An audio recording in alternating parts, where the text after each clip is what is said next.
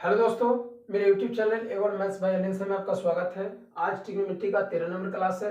इससे पहले मैंने आपको 12 क्लास करा दिया है, जिसमें मैंने बताया कि कौन सी फॉर्मूलाएं किस प्रकार से बनती हैं और इसमें कौन से फॉर्मूलाएं पढ़नी है। तो आगे हम लोग प्रश्न पर चल रहे थे, तो हम लोग चलते हैं अगले प्रश्न पर। हम लोग 25 नंबर देखते हैं। 25 नंबर कहता है 15 सेंटीमीटर ऊंचे आधार स्तंभ पर 30 मीटर ऊंची एक मूर्ति खड़ी है। 15 सेंटीमीटर ऊंचे आधार स्तंभ पर 30 मीटर ऊंचे एक मूर्ति खड़ी है।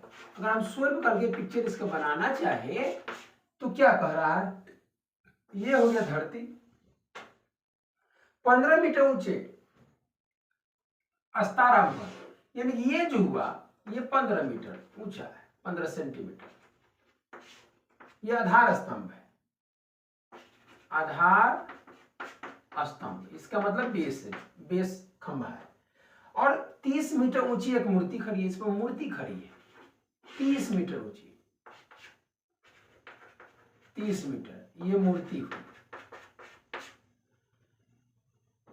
स्तंभ की जड़ से, स्तंभ की जड़ से, यह स्तंभ थी, 15√3 सेंटीमीटर की दूरी पर मूर्ति कितने अंश का कोण बनाएगी।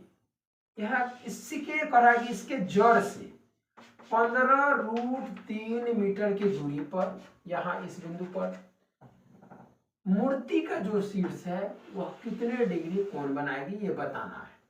यानी ये जो है कितने डिग्री का कोण है ये आपको बताना है। बहुत अच्छा प्रश्न है, आप देख पा रहे होंगे।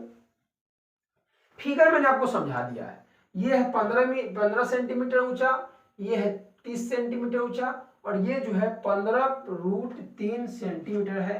तो 15√3 सेंटीमीटर मैंने लिख दिया है इसको। अब आप समझ पा रहे हो ये थीटा पूछा है कि थीटा कितना डिग्री है। जरा आप एक बात बताइए, अगर यहां थीटा पूछा गया तो इसके लिए तो ये आधार है और ये लंब है, और लंब दिया आधार दिया है, तो कौन फॉर्मूला हम लोग यूज कर सकते हैं, tan थीटा यूज कर सकते हैं। तो हम लोग चलते हैं। अगर हम लोग पूरी ऊंचाई निकाले अकॉर्डिंग टू क्वेश्चन, कुल अगर ऊंचाई निकाले, कुल ऊंचाई, तो आपको पता होना चाहिए कि ये है 15 सेंटीमीटर और ये है 30 सेंटीमीटर, यानी कुल जो ऊंचाई होगी वो होगी 45 सेंटीमीटर। और इसमें जो आधार दिया गया है वह दिया गया है 15√3 सेंटीमीटर। तो हमसे थीटा पूछा गया है, तो हम लोग सूत्र डालेंगे।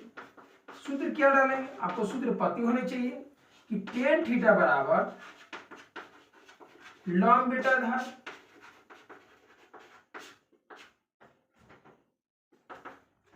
tan थीटा तो आपको निकाल ली है, और लंब कितना दिया गया है, टोटल लंब, टोटल ऊंचाई 45 सेंटीमीटर, और आधार कितना दिया गया है 15√3 सेंटीमीटर।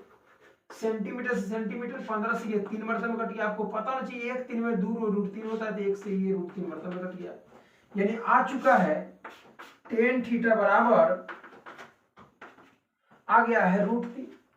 और tan जो है, tan यह 60 डिग्री का मान होता है √3।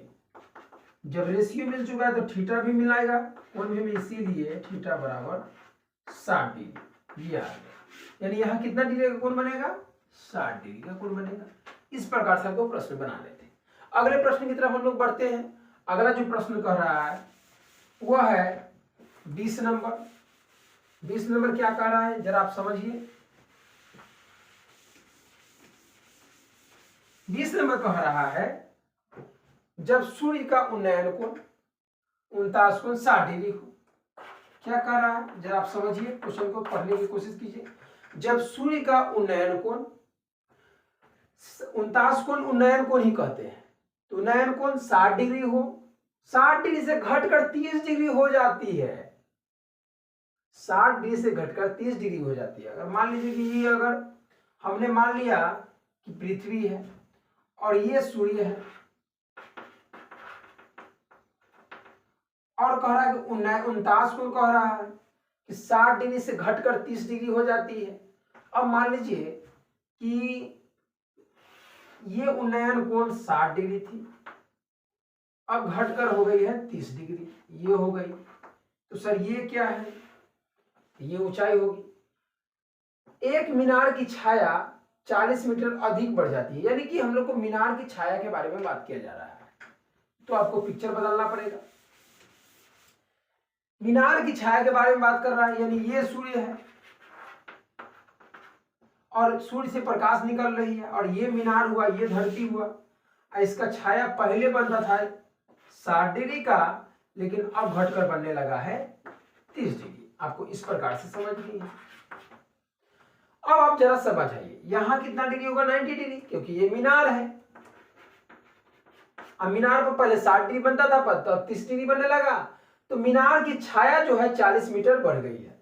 यानी पहले इतना छाया था, लेकिन अब 40 मीटर और बढ़ गई, यानी यहां से यहां जो है वो है 40 मीटर लंबी हो जाती है। मीनार की ऊंचाई बताओ, तो ये बताना है, ये ऊंचाई, ये कितना ऊंचा था मीनार। अब जरा एक बात समझिए, यहां एक समझने वाली बात है। मीनार की ऊंचाई पूछी जा रही है, दिया गया है पहला जो थीटा था वो 60 डिग्री था, और दूसरा जो थीटा था वो बाद में घटकर 30 डिग्री हो गया, जिससे लंबाई, छाया की लंबाई 40 मीटर बढ़ गई है। मीनार की ऊंचाई निकालनी है, तो हम लोग चलेंगे पहले इस त्रिभुज में। अब देख रहे हैं कि समकोण त्रिभुज है, आप लिख सकते हैं समकोण त्रिभुज। अब नाम क्या है इसका? अब जरा नाम देखिए जरा सा गौर से, तो नाम देना पड़ेगा, नाम इसमें है नहीं। तो ए हो जाएगा, बी हो जाएगा, सी हो जाएगा और डी हो जाएगा। कौन त्रिभुज में चल रहे हैं हम लोग? ए बी सी में। समकोण त्रिभुज ए बी सी में कैसे बनेगा? तो आप देख पा रहे होंगे, थीटा दिया है, ना लंब दिया, ना आधार दिया, तो बना सकते हैं सूत्र डाल के। tan थीटा बराबर लंब बटा आधार। tan थीटा का मान तो दिया है, आप देख पा रहे होंगे थीटा का मान दिया गया था, थीटा का मान दिया गया था 60 डिग्री, तो tan 60 डिग्री हो जाएगा। और लंब दिया गया था, लंब नहीं दिया गया था, लंब का नाम आप लिख सकते हैं। लंब है ए बी और आधार है बी सी। आप जानते हैं कि tan 60 का मान √3 होता है, तो √3 हो गया, और ये हो जाएगा ए बी बटा B C. A B multiple में है, डिवाइड में तो मल्टीपल में हो जाएगा, तो √3 बी सी हो जाएगा, बी सी मल्टीपल में आ गया, और ए बी इसे आप सीधा कर सकते हैं, इसीलिए ए बी बराबर √3 बी सी। ए बी का मान आ चुका है। अब हम लोग बड़े वाले समकोण त्रिभुज में चलते हैं, ए बी डी में। ए बी डी में क्या? फिर समकोण त्रिभुज ए बी डी में क्या होता है? ए बी डी में क्या करेंगे हम लोग? तो वैसे ही बनाएंगे जिस प्रकार से उसको पहना है। tan थीटा बराबर, इसमें थीटा कितना लिख लीजिएगा, इसमें थीटा है 30 डिग्री, तो tan थीटा बराबर